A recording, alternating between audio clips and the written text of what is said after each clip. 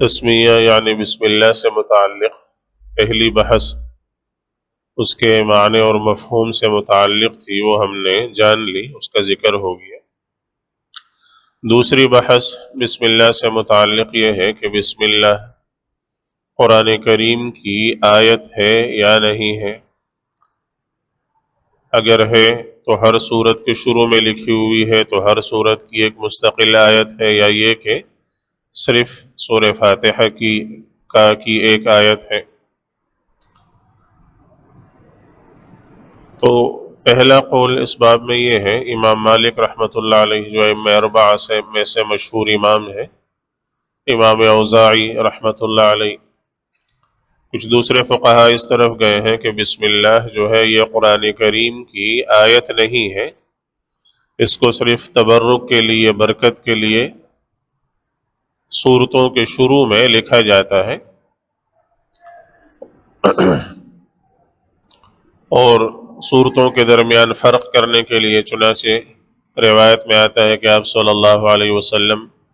دو سورتوں کے درمیان کسی سورت کے ختم ہونے کا، دوسری سورت کے شروع ہونے کا علم آپ کو اسی سے ہوتا تھا کہ بسم اللہ جو ہے وہ اس سورت کے اندر لکھی جاتی تھی۔ تو یہ قرآن کریم کی آیت ہے، نہیں ہے، سوائے سورہ نمل میں جہاں آئی ہے انہ من سلیمان و انہ بسم اللہ الرحمن الرحیم، وہاں سورت کے درمیان میں آئی ہے، وہاں آیت کا ایک جز ہے، پوری آیت تو نہیں ہے، آیت کا ایک ٹکڑا ہے، اس پر تو امت کا اتفاق ہے، وہ تو ظاہر ہے کہ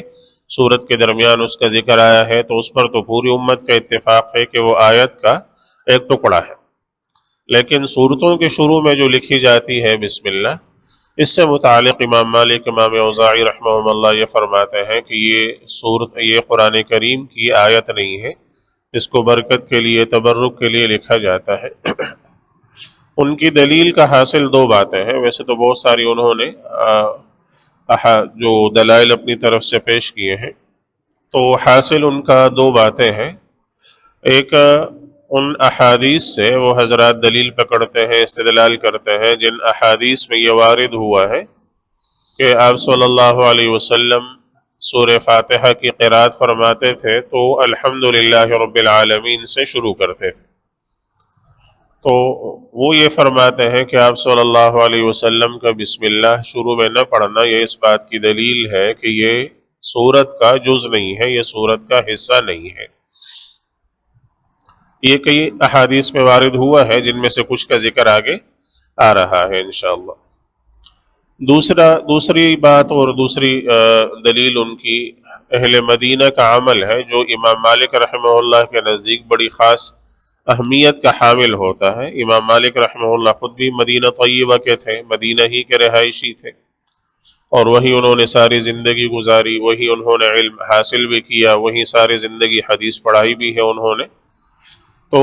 ان کے ہاں اس بات کی بڑی اہمیت ہوتی ہے کہ اہل مدینہ کا عمل کیا ہے کسی بھی بارے میں۔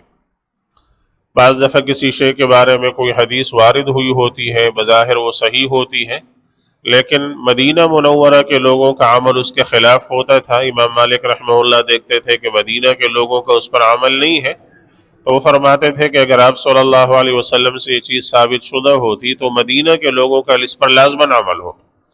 اس لیے کہ آپ صلی اللہ علیہ وسلم مدینہ منورہ میں رہے، آپ سے علم حاصل کرنے والوں کا بہت بڑا طبقہ، بہت بڑی تعداد مدینہ میں تھی، مدینہ ہی میں وہ دفن ہوئے، پھر ان سے علم حاصل کرنے والے، پھر ان سے آگے علم حاصل کرنے والے، وہ سب مدینہ میں تھے۔ تو لہٰذا وہ فرماتے ہیں کہ چونکہ مدینہ منورہ میں مسجد نبوی کے اندر آپ صلی اللہ علیہ وسلم اور آپ کے بعد جتنے ائمہ آئے ہیں ان سب نے جو نماز پڑھائی ہے تو قرات الحمدللہ رب العالمین سے شروع کی ہے، بسم اللہ سے نہیں کی ہے، یہ اس بات کی دلیل ہے کہ بسم اللہ وہ سورت کا جز نہیں ہے، وہ سورت کا حصہ نہیں ہے۔ یہ دو باتیں ان کی دلیل کا حاصل ہے، اور اس پر بڑا زور لگایا ہے جو مالکی فقہا ہیں، امام ابن عربی رحمۃ اللہ علیہ نے احکام القرآن میں، امام قرطبی رحمۃ اللہ علیہ نے الجامع لاحکام القرآن تفسیر قرطبی کے نام سے ان کی تفسیر ہے، تو اس بات کو ثابت کرنے پر انہوں نے بڑا زور لگایا ہے کہ یہ قرآن کریم کا جز نہیں ہے۔ لیکن باقی جمہور فقہا اور جمہور امت اس طرف گئی ہے کہ نہیں، بسم اللہ قرآن کریم کی ایک آیت ہے، سورہ نمل کی آیت تو ہے ہی ہے، آیت کا ٹکڑا تو ہے ہی ہے، وہاں انہو من سلیمان و انہو بسم اللہ الرحمن الرحیم جہاں وارد ہے، وہاں تو جیسے میں نے پیچھے بتا دیا کہ اس میں تو اختلاف ہے ہی نہیں، وہ تو واضح ہے۔ لیکن صورتوں کے شروع میں جو لکھی ہوئی ہے تو باقی پوری امت کا اس طرف گئی ہے کہ یہ بھی قرآن کریم کی ایک مستقل آیت ہے، اور اس کی سب سے بڑی دلیل یہ ہے کہ اس کو قرآن کریم کے اندر لکھا گیا ہے، اور جیسے میں نے شروع میں جو مقدمے میں تفصیلات ذکر کی تھی، اور قرآن کریم کو لکھنے کا، جمع کرنے کا عمل کیسے کن کن مراحل سے گزرا، اس میں کیا کیا تفصیلات ہوئی، تو وہ تفصیلات ذکر کرتے ہوئے میں نے ذکر کیا تھا کہ حضرت عثمان غنی رضی اللہ تعالیٰ عنہ نے جب قرآن کریم کو پورا ایک ساتھ جمع فرمایا، ایک نسخے کے اندر انہوں نے جمع کر کے لکھا، تو اس بات کا انہوں نے بڑا اہتمام فرمایا خصوصیت کے ساتھ کہ قرآن کریم کی کوئی آیت رہ نہ جائے جو لکھنے سے رہ جائے، ایسا نہ ہو، اور کوئی ایسی چیز جو قرآن کریم کا حصہ اور جز نہیں ہے وہ قرآن کریم کے اندر داخل ہو جائے، کہیں ایسا نہ ہو۔ تو انہوں نے بڑا اہتمام اس بات کا کیا، تو اتنے شدید اہتمام کے بعد انہوں نے بسم اللہ الرحمن الرحیم کو تمام صحابہ کرام رضوان اللہ علیہ مجمعین کی موجودگی میں، ان کے سامنے ان کے مشورے سے اس کو قرآن کریم کے سورتوں کے شروع میں داخل فرمایا ہے، جو اس بات کی دلیل ہے کہ یہ قرآن کریم کی ایک مستقل آیت ہے،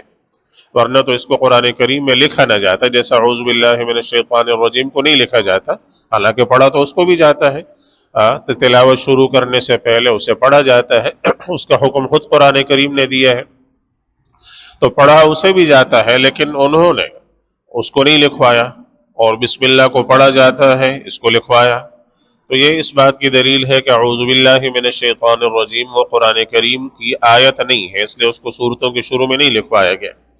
اور بسم اللہ الرحمن الرحیم قرآن کریم کی ایک آیت ہے، اس لیے اس کو سورتوں کے شروع میں لکھوایا گیا ہے۔ باقی تفصیل انشاءاللہ آگے یہ پہلے قول کی وضاحت ہوگی۔